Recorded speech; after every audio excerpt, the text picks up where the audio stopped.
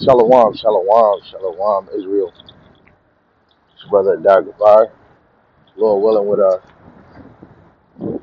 quick motivation, through through the Kakodash. Lord willing, this lesson inspire you, put a smile on your face, motivate you to continue to press towards that mark. But before I even start, I want to give all praises, glory, and honor to the one true power, Yahweh, Ba'ashem, Yahushai, Ba'ashem, the Kakodash. Yahweh is the most high God. Yahweh Shai is the world. Meaning because Jesus Christ, in the pillar of Hebrew, the Kakodash is the Holy Spirit. And I want to give them honor to the apostles and the elders of Great Millstone, who will rule the world through the Spirit, teaching His word and believing His word, bringing forth 100% of the Most High's doctrine to the best of their ability. Lord willing, the Spirit can continue to be upon them to endure and to be sincere. And a mighty shalom to the hopeful elect that are scattered at four corners of the earth, teaching His word and believing His word to the best of their ability. Lord, when the Spirit is upon them, to continue to endure and to be sincere.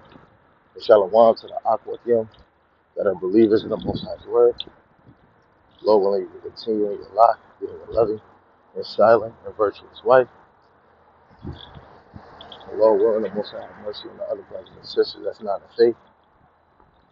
Again, this is, Lord willing, a motivating exhortation right here to encourage you. I'm going into Psalms, the 58th chapter. There's other verses I would like to go into, maybe for another video, but I want to deal with the last two verses. On the left-hand side, you got the KJV, and on the right-hand side, you have the NLT. And I'm going to read both, because I want us to leave um, uh, motivated, right? So first I'm going to read in the KJV. This is Psalms 58, verse 10 and 11.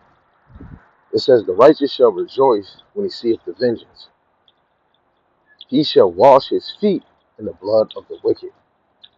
And that's going to be a beautiful moment. You reap what you sow. And the Lord cares for His elect. Yahweh Shem Shai caters to His elect. Read that again. It says, "The righteous shall rejoice when he seeth the vengeance." We see a little bit of it now, but we're going to see it in a full effect. And it's beautiful to see this, because I was saying one day I was trying to imagine, these heathens getting popped. And, you got that human feeling like, oh my goodness.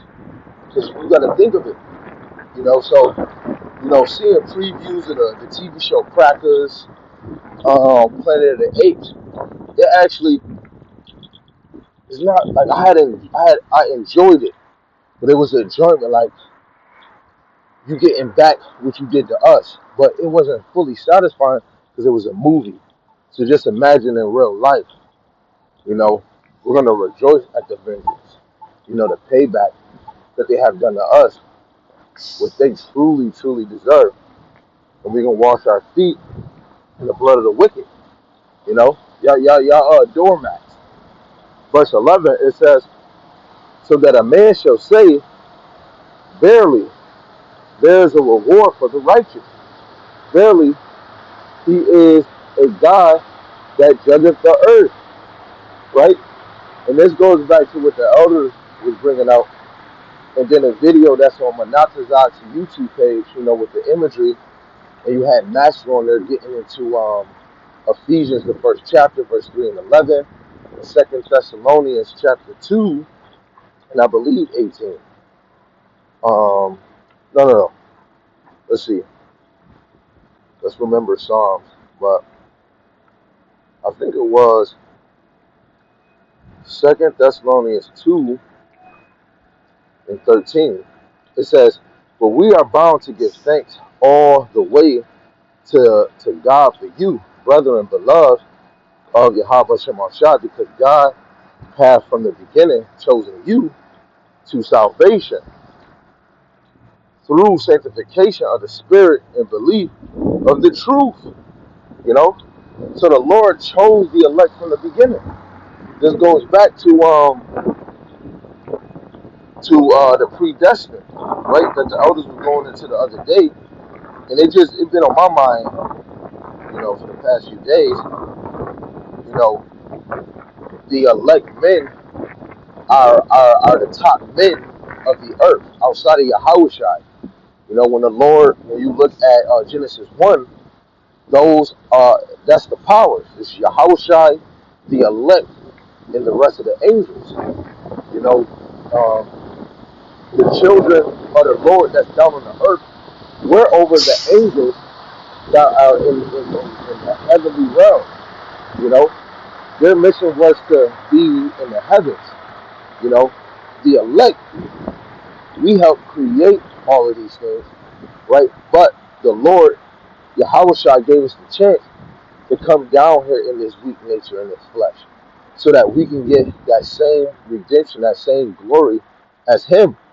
You know, I just wanted to quote on that because it just said at the bottom, verily He is a God that judgeth the earth. You know, and you got to know, verily there's a reward for the righteous. Verily He is a God that judgeth the earth. Who is the men of the Lord that's judging, going out righteously, bringing forth the ministry of Yahweh Bashem Yahushua. Just like the heavenly angels is ministering spirits, the men of the Lord down here are ministering spirits. You know? But to read in the NLT, verse 10 and 11, it said the godly, this is the NLT, the right hand side again, it says, the godly will rejoice when they see injustice avenged. Wait, I just want to go to this verse in Revelation, the 18th chapter, verse 20. This verse we're dealing with the 11 top men. So when you go, it's a lot to get away, y'all. When you go to Revelations chapter 18, verse 20, it says, rejoice over her, thou heaven, and ye holy apostles, for God have avenged you on her.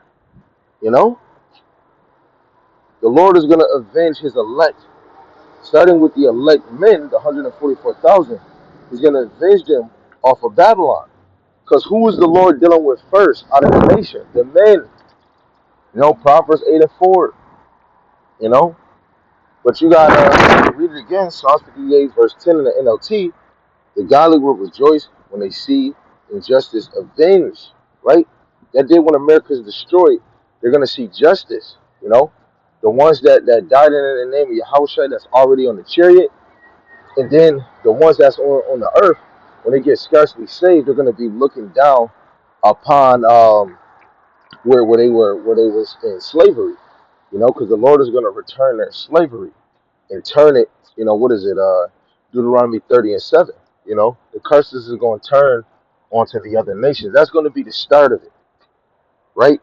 And then to continue reading, it says, they will wash their feet in the blood of the wicked, even more, what goes even further when we go to Jeremiah 16:16, the prophets that were fishers of men, they're gonna turn into hunters, you know, and that's them moving like gods, you know. And then what do it say in Obadiah? Judah of fire and Joseph of flame and Esau for stubble, you know. If Esau for stubble, you gotta imagine what the other nations is. And in verse 11 in NLT it says, then at last everyone will say, there truly is a reward for those who live for God. To live for God is to walk in the ways of Yahweh Shema Shai. To live for God is what? 1 John chapter 3, verse 18. Not just in word and tongue, but in deed and in truth. And it says, surely there is a God who judges justly on the earth. If we used to be technical, you got Yahweh who sent Yahweh Shai, who technically is judging the earth, especially when he came down. But you got to think, the Lord would do nothing but he reveal his secrets to the prophets, let alone Psalms chapter 25, verse 14. You know, the Lord shows secrets to those that fear him. So the secrets that been given to us, the men of the Lord are going out to the highways and byways, you know, Matthew 22, and we're trying to bid the children of the Lord, good or bad, because the Lord is going to divide the wheat and the tares, to the ministry. That's why the false teachers got to be in here, and the righteous students and seeds got to be in here, you know? And then even more, what it say in Obadiah 1 and 21, it says saviors, you know, are basically prophesying on Mount Seir. When you go to, what is it, Isaiah 47, and then you got one in Ezekiel, I believe, chapter 35, where we supposed to prophesy against Mount Seir, you know, and that just relates to Jonah, you know. You have to cry aloud, you know. So Yahushua is judging the earth through the men of the Lord. Let alone the Lord is bringing fire, tempest, you know, disasters, floods, you know, uproars. You know, the love of many is waxing cold. And it's all because of Yahweh Shem Yahushua. I'm going to just get a precept for verse 10. The righteous shall rejoice when he see a vengeance. He shall wash his feet in the blood of the wicked. This is Psalms 52, verse 6. The righteous also shall see and fear and shall laugh at him. You know? So you got to think. The elect, even today, we fear Yahweh Shem Yahushua. Because the fear of the Lord is to abstain from all appearance of evil. You know? You got Psalm 64 and 10. The righteous shall be glad in Yahweh and shall trust in him. And all the upright in heart shall glory. Right? Because Yahushua is going to come with the glory of the Lord. And let alone, when he beam you up, he has the power to beam you up. And before you get in that chariot, you're going to change in the twinkle of an eye. You know? You go to 1 Thessalonians chapter 4, verse 15 and 17. Then you go to 1 Corinthians chapter 15, verse 58. You know? But we can go to other scriptures. I just wanted to motivate you on those. Really on Psalms 58, verse 10 and 11. So, Lord willing, the title of this video is "The Righteous Shall Rejoice." You know, keep that on mind.